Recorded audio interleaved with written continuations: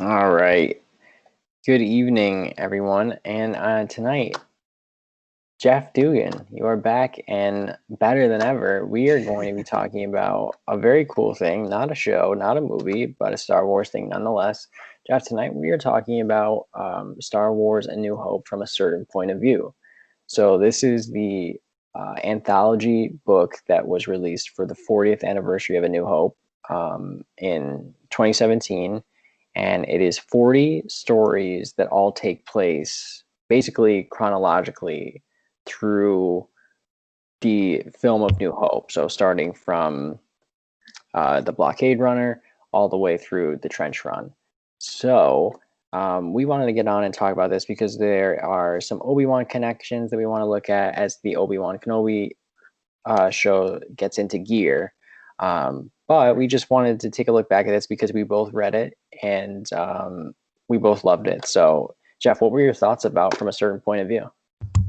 Well, I'm reporting here from the Mos Eisley space station, and it's a pleasure to be here. No, this is I had to choose between the Ralph McQuarrie paintings I want to put behind me today because I'm actually sitting in the place where it's good to record, as opposed to just sitting with this random background behind me. So I thought I'd throw that up. But thank you for having me. No, this is, we're both talking about New Year, trying to get into better habits of reading, and I think this was a great way for me, and it sounds like maybe you yourself, to kick it off. I really enjoyed this. I think this um, kicks off kind of the for me, it kind of helps summarize and get started, kind of jumpstarts the novel universe, the where Lucasfilm is going with their interpretations of Star Wars. The diversity in the staff of the writing shows every story feels fresh, and it feels like, to me, a way to not only get into the written word, but and all the great written Star Wars fiction there is, but also like looking at like what they're doing with the TV shows now. There's a lot that this book helps set up for that in some ways. I mean, like stylistically, do you agree? Yeah, no, I definitely feel that way. There are, so the conceit of this book is that there are not really any chapters about the main character, or there are not really, um, you know, stories that are focused primarily on your main characters. Like there's some Obi-Wan chapters and things like that, and the main characters of Luke, Han, and Leia are involved. But the conceit of this book is that they're taking a different approach to the Skywalker saga and its relation to that. So I think that that's your point is well taken. That um, because we think the TV shows are going to be able to do that. Like The Mandalorian is taking like a slightly different point of view, a slightly different approach and frame of reference when it comes to the overarching Skywalker saga. So I did enjoy that aspect of it. And I don't know if this experience was the same for you. I did the audiobook, and Right. I thought the one thing I really appreciate about this is as a new father, and you as a father also, and preparing for your second, it's really good to the 40 stories was really nice where you could just it was bite sized, so you could like chunk Yeah. your reading of it Right. and your enjoyment. So I really did appreciate that also. I'm really into stories that are easily consumable right now Right. when I have Exactly. the time. Right. We have enough time for a short chapter. I have like that or a comic book. It's like enough time. Yeah. Thankfully, mine's a little bit older. She's 18 months. This new baby, I don't know what's gonna happen. But for time concerns, there'll be a lot of late nights where I think I'll be up by myself, probably either reading or doing just something to keep the baby occupied. Yeah. Or keep an eye on her while Haley sleeps, my wife sleeps. But no, this was a great point. They're short. They weren't all perfect. They were all kind of their own thing. They definitely had their own tone. There was kind of an overarching like message. I think we'll pull some out, but it definitely felt like everything had its own different spotlight to get. It's almost like I can see the scene playing out that's supposed to be playing in A New Hope, but you just take for me it's a spotlight. I'm sure it's a camera or a different lens, and you just move it over 2 inches, and you just grab something else that's different and new, and you get a different voice, different character. And I think that's really what it is for me. Is a lot of different voices at play here. Yeah. They made from the very beginning. They made like the bureaucratic systems of the empire all play into the whole narrative of the story, which obviously were written away for story beats and things, but they have come back and have lived such a rich life. Star Wars, I think, feels lived in not just because of the way they shot it and the setting of everything, but now it's lived in because people have literally been in these narratives for 40 years. Yeah. And that definitely shows. We're talking about stormtroopers, rubbing their necks about how bad their blaster fire is, so they have to fill out reports that they don't want to fill out, which is Yeah. it's somewhat goofy, right? There's definitely a bunch of dads wrote this narrative to Yes. this whole thing. But again, there's also such diversity, which I thought was really cool. How do you feel about, and I know this is a touchy subject for a lot of fans. So when I read this, I didn't immediately take everything that happened within as like, oh, this is canonically what happens. To me, this is much more of a like to the title suggests from a certain point of view, like this could be the truth, it could not be the truth, because there are some swings I think the book takes that I really enjoyed, and like in my head canon I'm going to attribute like there's a story about R5. Right. And basically the implication is that he blew up his motivator on purpose because he understood that there was a bigger thing at play with R2 and Luke, which is like really nice. It's a really sweet moment. And but how do you feel about the canon aspect of this? Do you attribute this as part of the canon lore, or is it just more of a legends for you? Uh, you know, I, I take the canon so loosely, because I just enjoy the world, and this for Yeah, me help cement that. I think it's why I enjoyed it so much, because it wasn't so canon focused, and I mean they play on that. The Force touches these either we'll talk about these monsters, right? It's the monster inside of the trash compactor, yeah, these droids, and then at the very end we get a very goofy take on what the wills are, where yeah, it yes, could have just been WILLS, and it's just a bunch of dudes just like joking about the opening crawl. But to make it, uh, to make a Marvel reference, which again a further reach, it's like the Watchers being goofy, right? It's just yeah, like they take these high ideas and the untouchable narrative of A New Hope, which is a perfect hero's journey and all of these things and emblematic of all those things, and they just make it fun and they make it lived in and they expand and they play in that kind of playground that's set out for them in A New Hope and Star Wars. And I think that was what made it fun for me. Is so it's not yeah, so strictly canon, but it is just a fun time with different characters and different perspectives. I mean, man, do they take big swings in both directions. This book had me laughing, and there were points where like, especially as a new father, they were like, oh wow, they're just gonna go ahead and send children to Alderaan moments before it's about to blow up. Great, yeah. thanks, appreciate Thanks that. for that. Yeah, Now the spoilers are ahead. Hopefully you've read this book. If not, I mean, it's still worth it. it's been We out. can't spoil the experience. Yeah, no, it's certainly an experience, and like we said, where this falls on canon, your mileage may vary on that, but it's certainly just a fun ride if you're looking for just more Star Wars stories. And again, the conceit is interesting, and the structure is interesting, following it from the beginning to the end. But Yeah. let's get I into will it. say real quick though, Yeah, that they have Pablo Hidalgo of the story group writing on this. This yeah, guy's job is literally to make sure that there's consistency, and I think he just wanted to have fun too, and was totally on board to just goof around and let people do this and be part of that project. So that's yeah. that's definitely in there. Go ahead. It did seem like the writers were told to kind of explore and play around for sure. But yeah, let's get into it a little bit. And why don't you tell me what your favorite of the 40 stories were? It's hard. I want to do a top three, but when it Yeah, comes down to it, and Brian, you know this, I am such a diehard. I'm a Y-wing pilot in my mind. I just love that ship. I don't know what the simplicity of it, the wrought iron. It's just my favorite Star Wars ship. And the fact that they got a whole chapter to it, and it's called Sparks, for just a beautiful name for it, honestly, when you break it down. But it follows of the Gold Squadron, of the Y-Wing Squadron, Gold 2. Dex Tyree, follows his story in the trench run, the assault on the first Death Star, Battle of Yavin, and it's just like.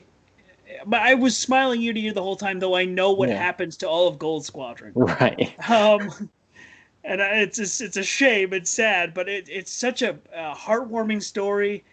You know, it kind of has the tone of that really. You've probably seen the Family Guy Star Wars parody where it's like Dak feels like he's gonna take on the entire Empire, and it's Dak in from Empire, Luke's gunner flying up to a Star Destroyer in a snow speeder and just getting blown to shit. And, sorry, but that's the whole feeling of this entire chapter. But Right. it's so cool to get that um from the groundsman from Gold 2, and we get this really cool look into Gold Squadron. We get two great lines. We talk about Gold Squadron's credo being you fly your run and hit what you can, Yeah. which is awesome. And then he has a personal credo that he gets from his mother, which is small sparks can start big fires. Hmm. And that is just, again, uh, it's the whole heart of the rebellion to me. Like that, you might as well put that along with the crest, the rebel crest, the rebel insignia, Yeah. because that's just kind of that's where they are at that point. It's just perfect encapsulation of the heart of the rebellion at that point, and really like they were talking about the flight up to the Death Star, and it's just you saw it. You know what I mean? Like you were, I was playing squadrons in my mind. Like I was in the cockpit. You Yeah. know, you could see his his decorations on his Y wing, and they're flying in, and you really felt it, and you really felt his sacrifice, and you feel that when his team's losing all around him, there's no hope, but you get these really cool perspectives. So Sparks was easily my favorite for so many reasons, but for most of those two lines that I wrote down, I'm like, if I were to get a tattoo, I'm not gonna, That but might be it'll the probably one. that might be the those two around a Y wing because it's just so cool. What about you? What did you like? Yeah, I mean, it was tough. I did like Sparks a lot. It was tough for me because there was a lot of them that really stuck out to me, but the one that I think I landed on really got me was by Charles Soule, who is and now a celebrated and for me a batting 1000 in terms of his Star Wars output. So as a Star Wars comic writer, he wrote the Lando comic, which is a 10 out of 10, the Obi-Wan Kenobi and Anakin Skywalker comic, the second Vader run, and he is currently writing the mainline Star Wars comic that it picks up after Empire Strikes Back. And then he just wrote the first novel of the High Republic, Light of the Jedi, which I have not started, but I do have, and I'm excited to get into. So Charles Soule's chapter was called, or story was called The Angle, and it is basically just Lando in a bar, kind of watching a hollow of the Death Star being blown up, and he sees the Falcon and he realizes, like, he analyzes the flight and he goes, that's not anyone else, that's Han flying the Falcon, and he helped the rebellion. Why would he get involved with that? I don't understand. He can't, to the story's title, he can't figure out what angle Han is playing, but something about it, Han playing the hero, that he like susses it out. It's so nice because Lando is talking to Lobot and he like figures all this. He's like going through this internal monologue as he's trying to like con people, and he's being Lando at a bar and getting free drinks and all that stuff. But he's working it out, and it's just this really nice setup to what Lando will become as as the rebellion general that we know him as. And it's really, Charles Soule writes so well for Lando, in my opinion. Like, it's just, he perfectly gets that character, and all I can hear is Billy D. Williams saying those things, and I can see Billy D. Williams like watching the Falcon and putting it together, and he's like, I just can't figure out the angle. Like, it's perplexing to him, but something about him it's like he's enchanted by it. He's like, I can't believe Han in my ship is helping the rebellion and did that amazing thing. So the I I have to say that the angle really got me. But That chapter for me, like I can only picture it like an off-track betting situation. Like he's just kind of sitting, Yeah, like exactly. watching races. That's like, wait, what's on television? What's on the news right now? That's him the whole time. It's like, oh god, that's my ship. Yeah, it That really is, is the vibe. Yeah. yeah, And the procession of like like we said, he's there for like a con or whatever it is, like right, doing some Lando stuff, and then he's like, "Oh no, that's my ship. Oh no, that's Han flying. Oh no, he's a hero. Like, what is going right, on?" So I really love exactly, that. But absolutely, lots of good stories. So let's jump into some of the standout ones. So you mentioned this earlier. Let's talk about this one. Let's talk about the Baptist. Do you want to set sure, up the Baptist? yeah. So this is, and I'm gonna mispronounce it, but this is based on the, I think it's Dianga, right? Is that the name of the? Yeah, I never know They're how to say the. it. It's a weird. So we all know them. They know this person, though. This character or this monster is a character from inside the trash compactor, Yeah, for the detention level in well, apparently for a but good portion of the Death Star. it's a little Um, eye. it's a little eye that pops out and the thing that keeps grabbing Luke, which is a wild hearing. So we hear this character story. It starts with her capture. Her name is Hmm. Omi, Yeah, and she gets captured from her home planet. And in this character, and she's not a monster anymore. She's a full-fledged character in this. She's yeah, sensitive to the Force. She talks about the race that she's a part of.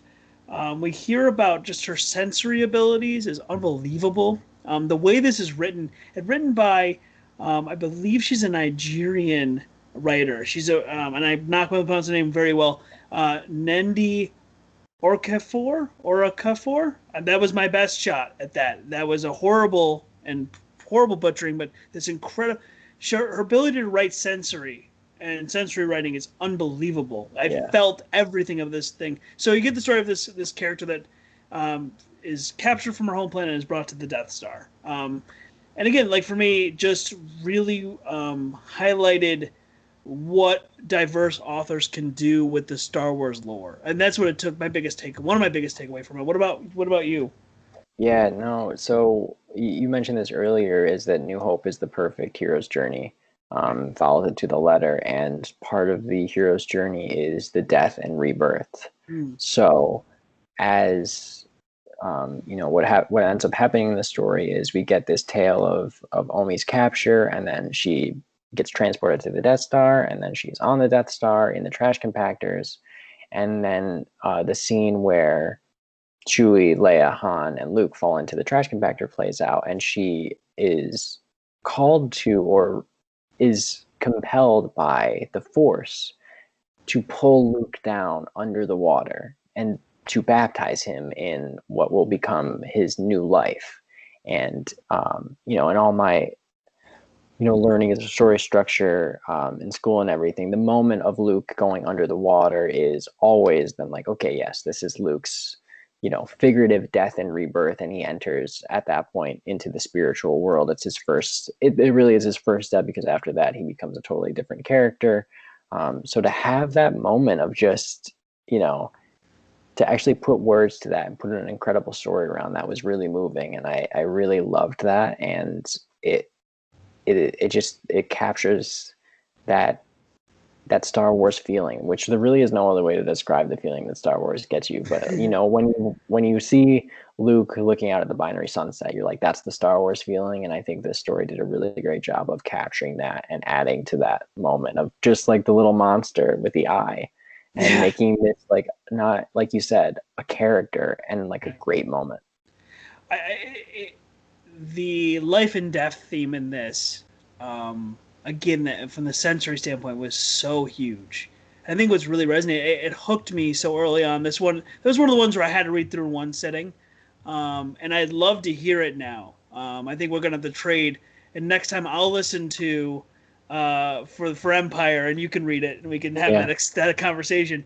But I just could hear this inner voice so clearly, and when she's talking about how the Death Star feels like death, never lived. Nothing in this lives. yeah, Even the great hallway scenes, always great hallway scenes now with Star Wars. The great hallway scene where she's going and attacking the after she escapes her tank, her containment in the Death Star, and attacks the stormtroopers. even remarking on how they feel like death, and that she just wants to get away and back to her planet. Also, there was a great homage, a great alliteration to literary allusion to uh, um, what's it the short bit of the whale and that's spring out into consciousness during the Hitchhiker's Guide to the Galaxy. Do you remember? Do you know this story? I don't know anything about Hitchhiker. I'm sorry. I So don't it's fantastic. We're gonna have to do that at some point and just make that its own thing. When Disney buys Hitchhiker's Guide to the know. Galaxy, redoes it. Exactly. Right? But so there's this short story where basically this whale springs to consciousness after being spawned from this random generator machine, and it's slowly coming in contact with the planet. So it doesn't understand the planet is a planet, and it's just like, it's my friend, and it's coming to greet me, and now it's huge, and oh no, it blows up. The whale blows up. And in this, it's the opposite effect, where you have this Omi getting pulled away from her own planet and not understanding what's going on, and not understanding the larger context, and her having that kind of crisis of being pulled away. But I love the life and death illusion she's always making, the observation that everything is dead, and that I think it pairs so well with the baptism of Luke, and her talking about how he is reborn in light, and I think just like, again, taking these really high concepts and really high emotional stakes and putting them into such seemingly goofy characters and seemingly goofy events, that just makes it all worthwhile. I think that's part of the Star Wars feeling for me, at least. Like, these are so fantastical, but they are still pulled into the humanity of it, which is so cool. Yeah. It again, I think really well handled, and really it's one of the highlights for sure. I've got one if you don't mind. Yeah, go ahead. And this is a weird one, but I didn't really look at the authors till the end. I was just more interested in the stories.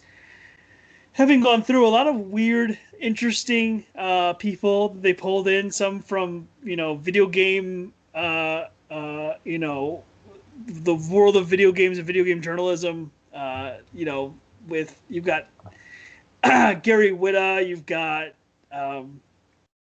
Griffin McElroy and the like, but also some really great authors as well. And I want to talk about some of those that they're written by some of the interesting people, and like Will Wheaton.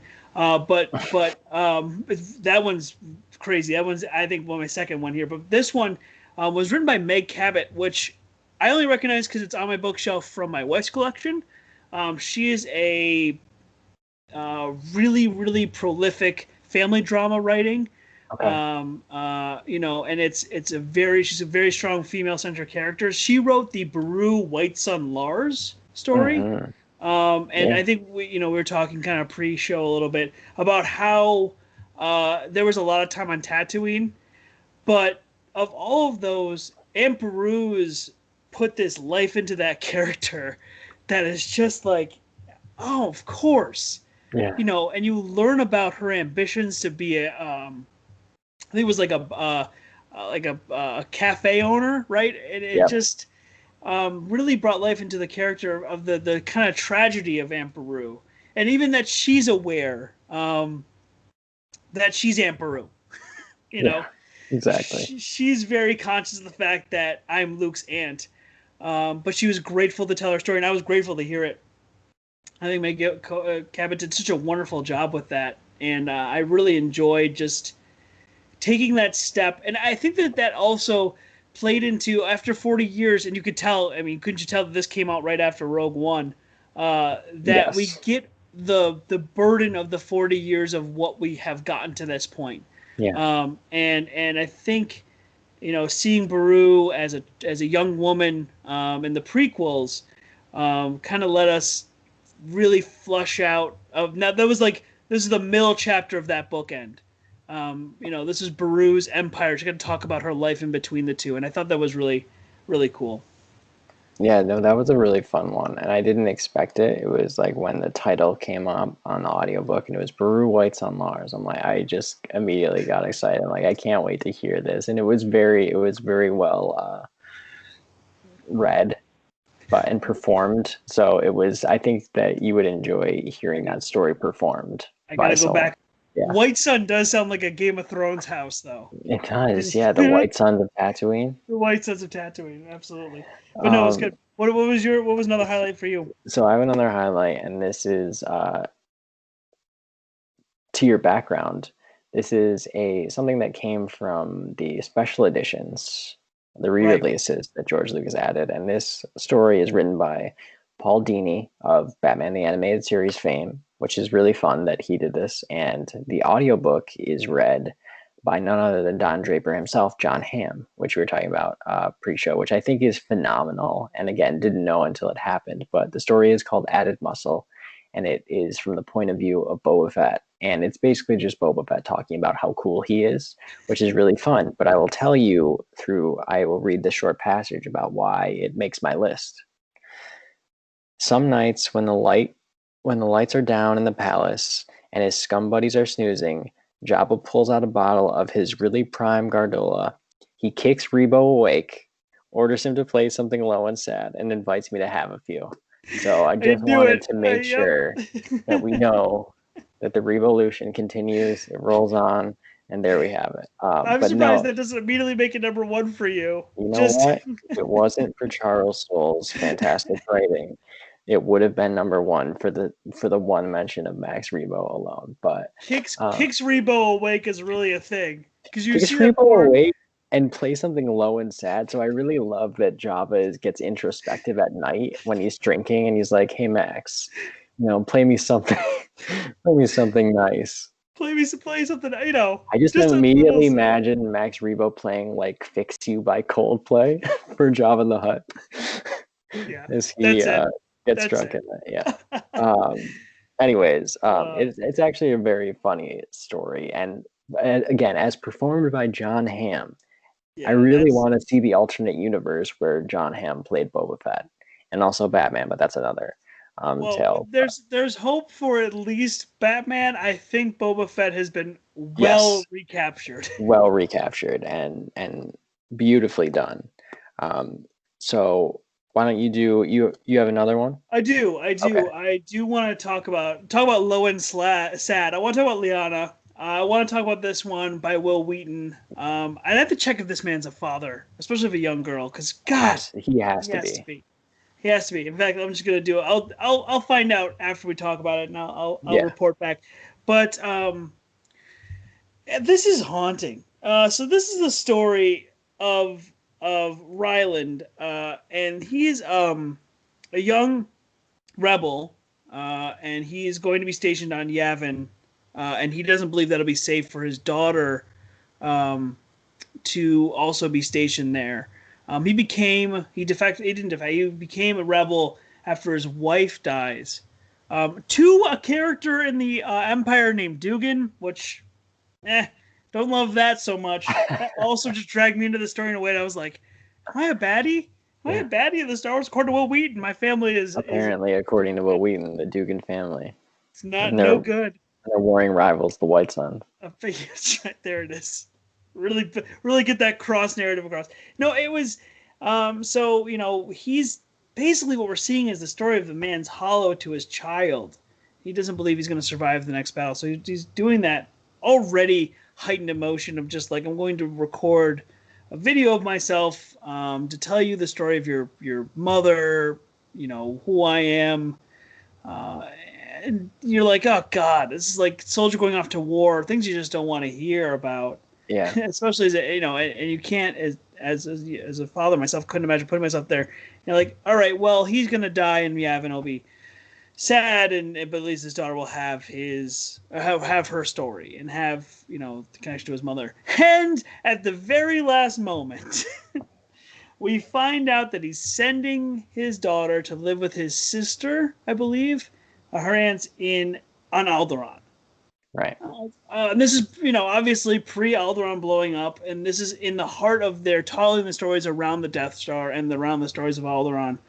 Um, and we're about to hear in a couple chapters uh, the story of the eclipse, which is the story of the destruction of Alderaan from the grounds of Alderaan. And it's Yeah. just, it is a hopefully my thought is the only thing that put me to sleep that night as I'm reading this in bed, like weeping a little bit. My, very pregnant wife's like, "You're emotional." Anyway, is that their transport ship didn't make it.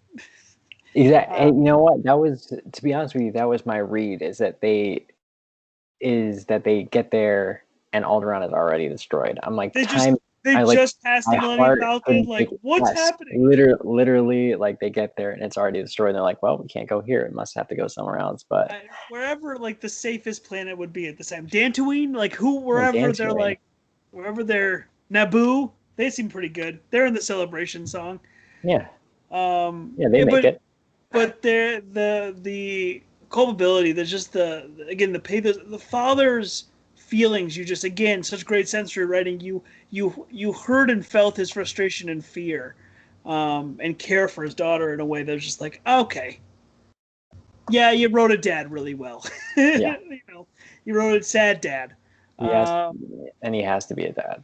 he has to be a dad, and it was just one of those things where deeply resonated. I mean, I have a daughter, but I'm sure you felt that same thing if it was your son. And Yeah, I mean, I'm a sucker now. I think you and I talked about this. I am a sucker for literally any scene in media where there is a father-child or a parent-child relationship that like has any tinge of emotion to it. And I'm just like already like, if it's there, I'm in. I'm like 100% on board. So, you know what I when didn't feel it. I'm gonna be. yeah, It's a Star Wars thing, so it's relevant enough. okay. Anything with Han and his son in the sequel trilogy, I'm there for all of it except those.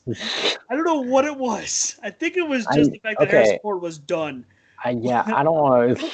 I mean, that's a whole other can of worms. But you know what I I did know. like is when Ben in Rise of Skywalker, Ben is about to say, "Dad, I love you," but Han cuts him off and just says, "I know," and I Yeah, was like, I do like that, he but did the. I'm I with mean, you he there. did the thing. I mean, Yeah, he did the thing. I think Harrison Ford just like, "Are you gonna give me money?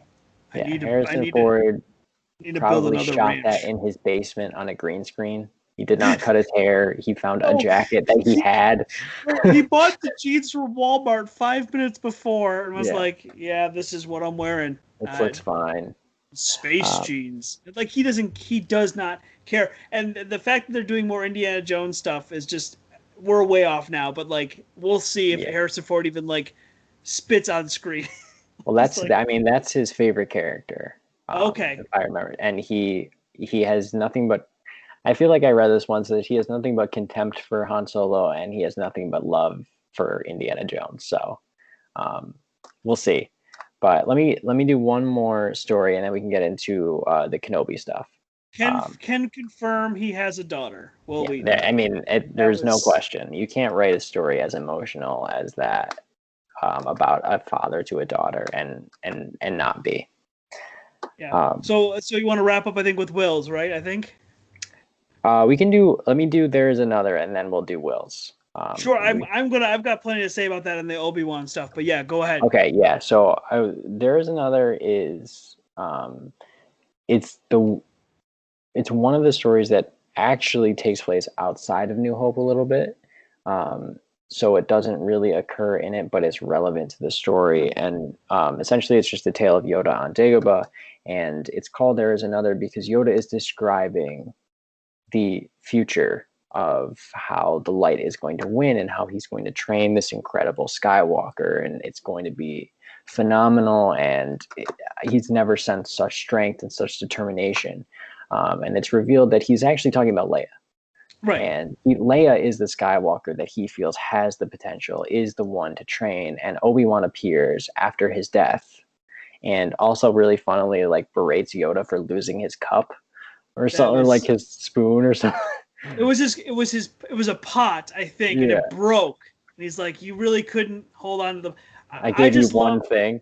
right? I just love that Yoda holds on to the things, these simple things, but they're the only possession. This is Yoda again, a more real character. Yeah, He even talks about the prequels in a way that he's almost mocking them almost, right. almost. He's playing with them, right. He's Yeah, definitely, the writer is playing with that idea. And I think that we're seeing Yoda living the life on Dagobah. We learn a lot about the world of Dagobah. It's not just a swamp. It's got this whole kind of weird biome and kind of differentiating seasons that makes Yoda sound like a snowbird. Yeah. He's got two He's houses. traveling, yes. He's going back and forth between them. And he's in constant guard of the Empire, which are still hunting him for 19 years. Yeah. But it's in that creates again this great this is a great Yoda story because it's got the character of Yoda throughout. It's goofy, it's serious, it jumps around in tone, which is this is what he is at this point, and I think it's really cool how they capture it in that kind of addled mind of a Jedi Master. It plays really nicely to the fact that Yoda is not like super thrilled when he meets Luke in Empire, and he's like immediately done with this kid because after Obi-Wan's death, there's the moment where Yoda's like, "Oh, so you're dead," and Obi-Wan's like, "Yes," and I'm going to send you, the one that's going to save us all. And Yoda's like, "Oh my God, awesome! You're going to send me Leia." And he's like, "No, I'm going to send you Luke." And Yoda's like, "Damn it, that kid sucks." Right. Exactly. Which is again perfect. It's exactly sets up the character well, which is that canon element of it. What I also loved is that Yoda was excited to see his friend.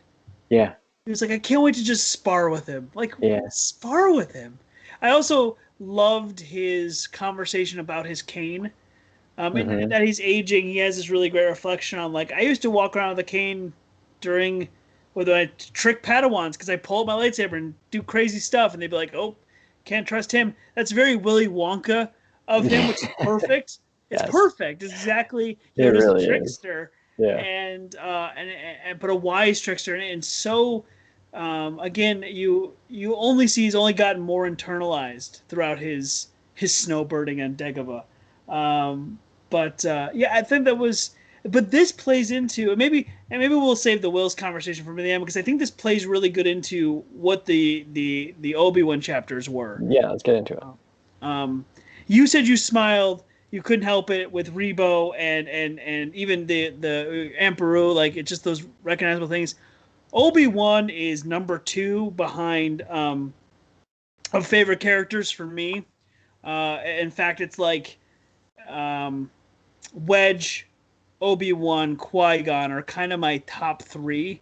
Yeah. It just kind of I think we grew up in a time where Qui-Gon was like all of our Jedi Masters were like that's the dude. Yeah, that was our surrogate father. Quite literally, like he looked like the dude, and it was just kind of he was awesome. And what he instilled in Obi-Wan. So every time Obi-Wan was brought up, like I perked up, I put a smile, like it just made me smile to like think about aged Obi-Wan.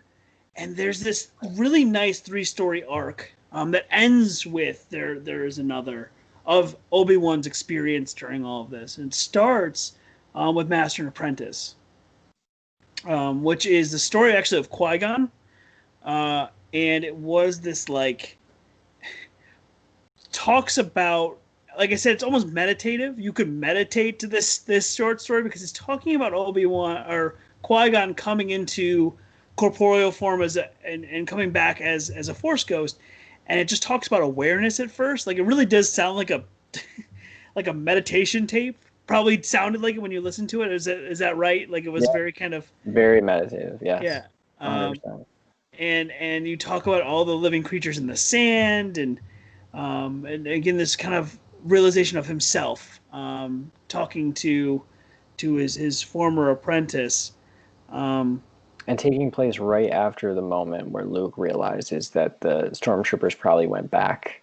Yes. So there's that moment in New Hope where they see the sand crawlers destroyed. They put together that it's stormtroopers. And then there's that moment where Luke goes and then that would lead them back home. And then Luke races off and Obi-Wan stays. And then this conversation takes place then. Yeah, and which is a perfect time for an intervention for Obi-Wan. Like, hang on, this is all part of it. I think that this, so with these 3, with Master Apprentice, Time of Death, it's Obi-Wan is the kind of POV character, point of view character, where he's reflecting on his death and kind of jumping through time as he's dying, which was awesome.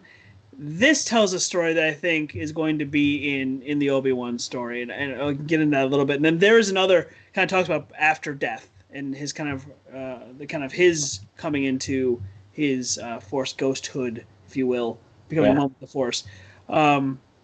But so in Time of Death, we see a flashback to Obi-Wan getting on his trusted steed, which is just, it's amazing. It's like a, like a, you gotta remind me, what was the actual beast that he's riding? Is a, in Revenge of the Sith.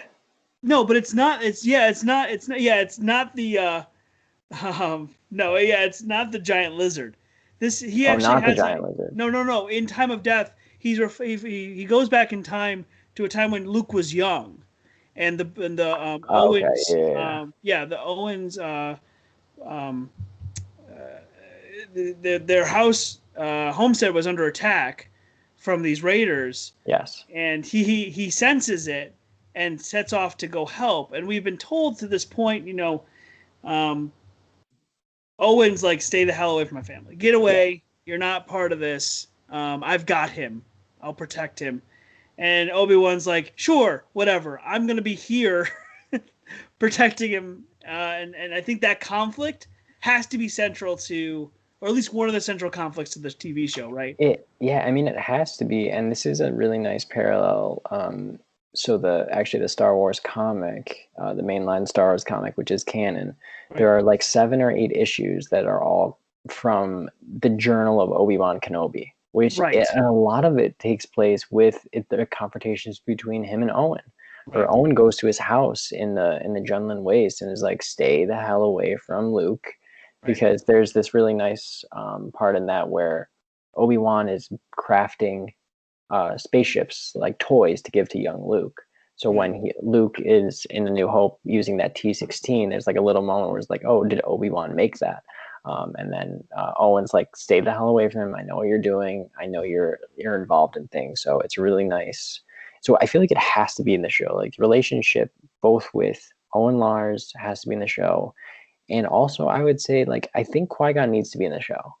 Because I think Master and Apprentice does such a good job of having Obi-Wan have that conversation with his former master, having that meditative idea of like what needs to be done truly, because Yoda and Obi-Wan are in hiding. Like they are not actively they're not fighting. And Qui-Gon is the epitome of being smart, working smarter and not harder, and not fighting when you don't need to, as referenced in The Phantom Menace, when he chooses to meditate in his battle with Darth Maul when there's a time, instead of like what Obi-Wan does and is like trying to bust down the barrier. So I think those two things have to be in the show. I also would love to see him like crafting those toys for Luke, right? Yeah. There's just such this fun moment in here. And it's not. It's just so telling of character, and Obi-Wan remarks on it, where young Luke takes one of the toys and throws it at one of the charging raiders to protect Obi-Wan. Yeah. Like it's just, there's just that, where there is that arrogance and stubbornness and Tashi Stationness of Luke, he's also got this deep care and deep it's his mother, right? And I think even Obi-Wan reflects that that's his mother. Yeah. And I love this. We've got that reimagining of the Darth Vader Obi-Wan fight. I don't know if you've seen that recut or reshot where it's like they're doing a little more dancing than the couple swings that they get in the original cut. Right. But we get that mentally here. We get their conversation beyond, or at least Obi-Wan's internal conversation with the fight. He's like, oh, I'm getting old. This is not good.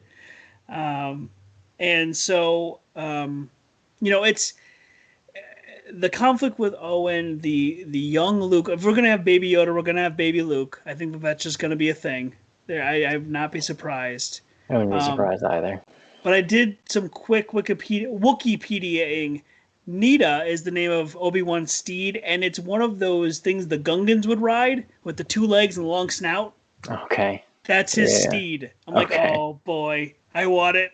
I You want it need so it. bad. I need a Netta. I need a Netta. It's gonna be, you know, Obi-Wan at this point, and I've seen the duel with Darth Maul.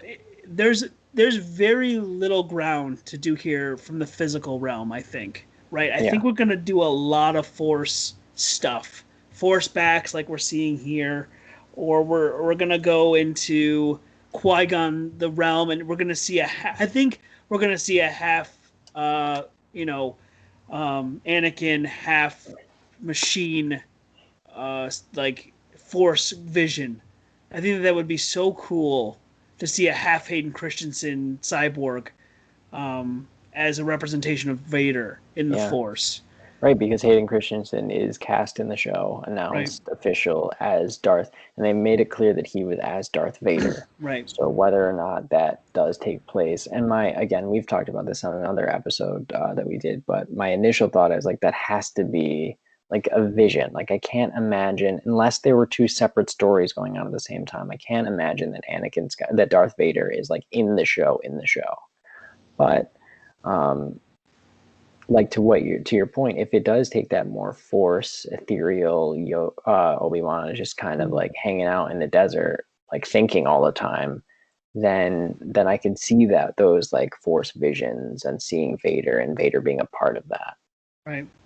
It'll be interesting. But I do think I see a template here, though. I see Owen as a major kind of antagonist type character, a false antagonist, that really ends up just being Vader and Obi-Wan's kind of, overprotectiveness of maybe baby Luke, to the point where he gets himself in trouble. Yeah. And I think that that there's a lot to play with there. But we may see a Darth Maul appearance, which would be interesting. Would this be? Now I'm trying to think timeline wise. Are we post? We're definitely post Solo, aren't we? In that fight, Post Solo. would we? Would between? Oh my God! Talk about a timeline. Try to figure that one out. Is the fight between Maul and Obi-Wan post Solo, so that storyline could continue? Because people are Well, looking for a yes, the Maul appearance. Rebels fight is post Solo, Okay. and it is when they cut at the end of that episode when they cut to Luke, he is probably 10 or 11, I would say. I mean, they only show him in a shadow, but that's my estimation. So Um, I think we could see that too, and I yeah. think I'd like to see a kind of a Maul with I think Darth Kira. Maul is in play Yeah, for I think sure. I yes. think Yeah. Darth Maul is in play. Right. Jabba's in play. True. Um, Yoda potentially they could have another Force phone call. Um, I Well, he plays into this episode a little bit because he's kind of because yeah, as he's dying, he's jumping around, and Yoda's like, "There's a reason for everything." yes. Yeah, but the Obi-Wan stories are really nice, and I like the repetitive nature of how Time of Death is written. Where Yes. you mentioned this, he keeps describing or sensing like moments of his death. So he says like saber, slash, scream, pain, and like he Right. keeps saying these things over and over again as he travels back and forth. So yeah, and I do want to mention that Master and Apprentice, this story was written, I believe, by Claudia Gray, who also wrote the novel Master and Apprentice, which Okay. is in the prequel era. And it is all about Obi-Wan and Qui-Gon. I've not read that story, but I know that this preceded that. And it was almost like, hey, more of this is coming, more of the relationship between these two are coming. So I can't imagine the Obi-Wan show without Liam Neeson returning as Qui-Gon because I really think Obi-Wan story is, almost assuredly he will have to deal with the Skywalkers. Like you can't not have that. And we'll have to Right. deal with the Lars family. But I think he needs that other element. I think he needs his teacher. And I can't imagine that we get that show without Liam Neeson. I think we have to get a reconciliation of sorts. Again, I would like Liam Neeson to be imperfect in One with the Force. Like, in this he's very much the Force ghost stand-in to Yes. give us that experience. But I would like him to not, because we don't see him at the end of Jedi, right? We don't see No. a Qui-Gon.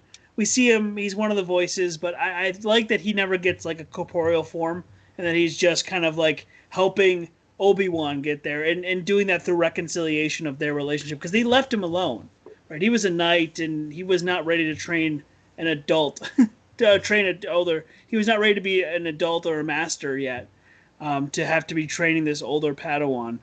Like that's something that they've got to deal with, and kind of reconcile. Because I definitely think that's a story to tell. I think right. This is a good miniseries. There's a few stories you should tell, Yeah. but I think also having Hugh McGregor is kind of a send off, Yeah, with the one last character, ride, you know? right? And I don't see this as bleeding into other ones. I would be weird if didn't came through as the Mando. You're like, what are you? Oh, jeez. Yeah. Is this the new R2 C3PO? Is gonna be everything? He's just gonna Yes. just gonna walk in, wave, shoot his gun, and leave. Yeah, I really think it will be a perfect miniseries Yeah, so long as they commit to that and don't try to set anything else up and they just tell one cohesive story. right. Um, Another reference I've heard thrown around that people would want it to be is kind of like a Logan. So like this kind of Sure. last gunslinger story. Now we know that this Obi-Wan can't die in it, obviously. Right. I guess you could mess with time, but um, kind of I just, a last send off. Like he is making his peace with, because when in New Hope, he basically is at peace with he's going off on one last adventure. He's Bilbo, right. taking that last road. Right. So this kind of, this mini series and using these stories and the comics as a template would basically be like Obi-Wan squaring away with what his current life is, his failure, directly leading to the Empire. Like if Obi-Wan kills Vader, then we don't have, Right. the Anything. current situation. Right. So I I just I think just there's a had a lot to deal really with. I just had a really silly, not a concern. I just realized that what I said about Din may not be true, but we may see Mandalorians, and because he needs to maybe Sure, deal with his Satine he never got over things. her. Never got. I mean, it's in this too that he talks about Satine, watching her die, Yeah, and so I think that we could potentially see something with the Mandalorians, yeah. giving, even if it's giving, um, what's her name? Shoot, Bo-Katan. Bo-Katan, kind of, here's where the dark saber is. Yeah, Like, go that way. exactly. And especially because Moss Eisley, he's got to find a reason why that's scum and villainy. That's Yeah, got to be they've got to justify that. Uh, and so I could see him going to the spaceport and being like, "Oh, there's Bo-Katan. I could help her." yeah.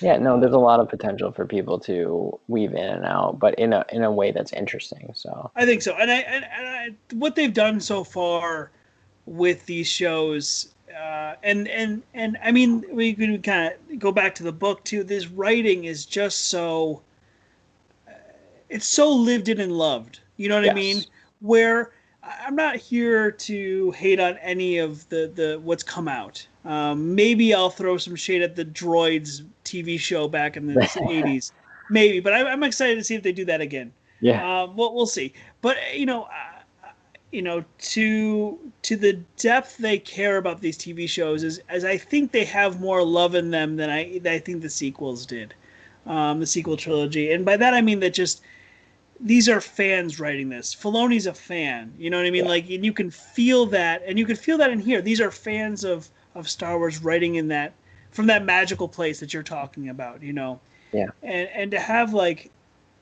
Pablo Hidalgo, head of the story group, writing his own take on Tarkin, and having all these different voices taking their takes on this story and kind of telling it from a different perspective. It's just it means a lot more for this generation of Star Wars than I think it's giving credit for. And maybe it's overdoing it from our perspective, but we are talking about it now. And I think that's so important, yeah, because even the guy that wrote it's like, I got my toys, right, I yeah, got my money, exactly. I'm done. Yeah, he's out. Um, so I mean, those are kind of my closing thoughts. Do you have anything that you want to wrap us Well, up with? yeah, well, let's quickly talk the last story of the book and let's Oh, talk perfect. wills. So, Yes. the last story wraps up and is called Wills, and it is basically two wills. And if you're unfamiliar with that concept, the Force, the proto Force as it was called Star Wars version was originally called The Legend of Luke Skywalker, A Tale from the Journal of the Whills, or the Star Wars, A Tale from the Journal of the Whills. And the Whills was the Proto Force, and they have become part of the canon. In Rogue One, Baze Malvis and Chirrut Imwe are guardians of the temple, and they are guardians of the Whills as well. So the Whills are just kind of like a force concept. Anyways, that's what the story is called, and the story is written from the perspective of two Whills. So these, the Greek chorus almost, and they one is writing the opening crawl of A New Hope, and the other is critiquing him like at every word and every line. It's played very humorously, and I thought it was very funny. I thought it was a good way to end. Again, performed very well because two people are performing the lines. But what did you think of Will's? It was a perfect ending. It reminded us that it is such a, these are the holy texts, right? That's the take this whole thing has. I did not mean to crap all over the sequels, but I think that element of it is very much here. That offbeat humor. You could probably blame Favreau for some of that, though he didn't have much to do with the sequels. It's that tonality of just like in the Marvel films of just like remember, guys, these are fake stories For children. For children. In fact, the guy that wrote it is one of the children's authors, Tom Attenberger. And it's like a palate cleanser, right? Because you just get through the Battle of Yavin again. You do you get the perspective of that big scene with the room and the hope that all of these big moments, the Boone returning, right? There's the hero's journey wrapping up there. And they're like, but remember, this is silly. Right. Remember, this is fun. This is just fun. This is just a fun space adventure. So right, and so it's perfect. This is a perfect encapsulation of the first Star Wars film, and 40 years later to revisit it the way we are is wonderful, and it reaffirms that this is my favorite Star Wars movie. Now that I have even this bigger world to live in, this is my favorite Star Wars movie. So I got to listen to it. You've convinced me. I gotta listen to it. Gotta listen to it, and I'll read the next one, and you can listen to the Empire one, and then we'll come back and we'll do that one as well. And I did note that when I read through the chapter listing of the Empire one, the final chapter of the Empire one is Will's Part 2. Yes. So I'm excited to see them back. Fantastic. I can't wait to hear it. This was great. You reached out to me and said, "Hey, I read from a certain point of view. Have you read it? Let's talk about it." So I'm really glad that you wanted to do this and that we were able to do this. And thank you for joining us. And we're gonna do more. We have so much more Star Wars to talk about. We took a break for the holidays. Perhaps did you see how many TV shows they want to do? Yeah, that was like I was described recently. I heard it. It's like a NASCAR jacket of Star Wars films or TV shows. Like, yes, it is. We're gonna get a lot. We are gonna get a lot, and we will be here to talk about it all. Jeff, thank you as always for joining us in the cantina in Docking Bay. Oh my God, I'm blank. I was just gonna say it. Was it 47? We're not doing good tonight. We've got neither 40? Of them. I need to know. Well, one of the docking bays. I'm gonna say 47. I'm gonna end the recording and find out I was wrong. But that is my guess. Anyways, Jeffrey, thank you very much. It's been a blast. It was fun. It's good talking with you, Brian.